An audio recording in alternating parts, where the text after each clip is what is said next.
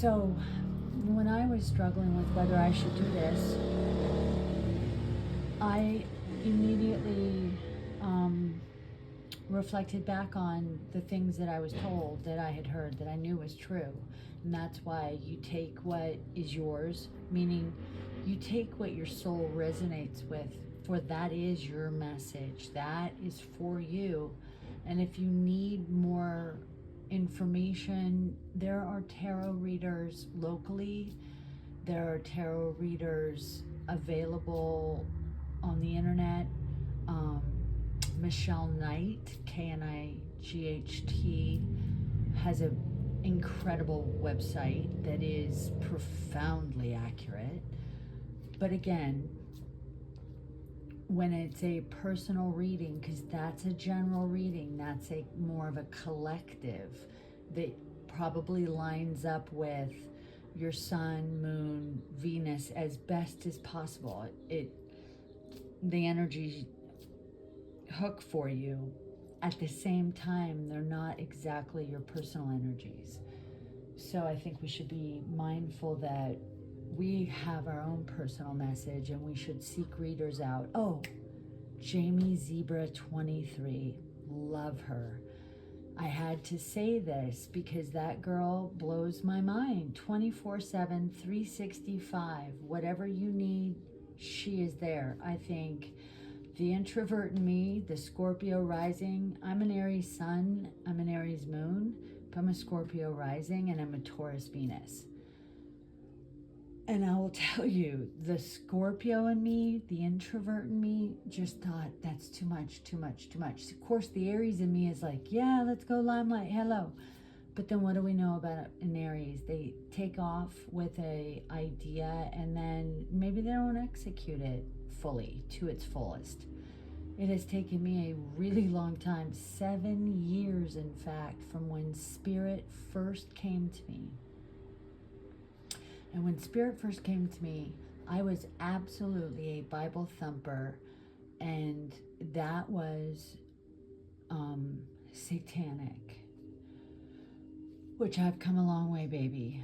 But so for a very long time, I hid my truth under a lampshade. I covered it and did not express it because the world in which I operated was not receptive and would not hear what I believe to be logical approach, in that God says that He is a perfect parent, and I am a parent, and my children are not perfect, but then I am not perfect.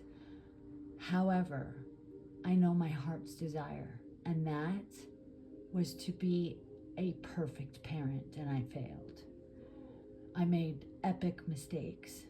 I took us on painful journeys that a perfect parent would not have selected for her children. And yet, in the same, I also know that those choices were mine to make and that I had lessons to learn. I do believe that we don't necessarily have to go through our most painful journey, that I think that we can just sense that it's there, but that it's not for us to necessarily take that fruit and eat it. But there's always grace and healing on the sidelines if we find ourselves beat up and bruised by our decisions.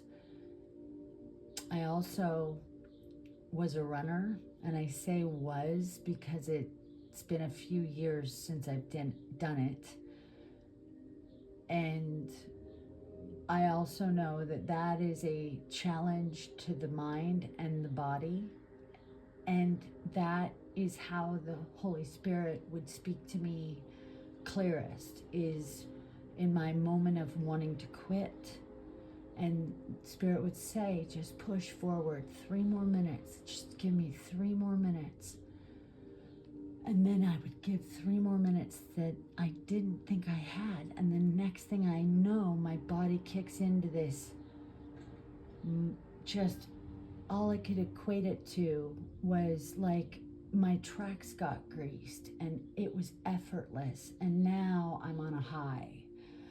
My body's not complaining. In fact, it's euphoric. My brain is elated and I'm in the zone.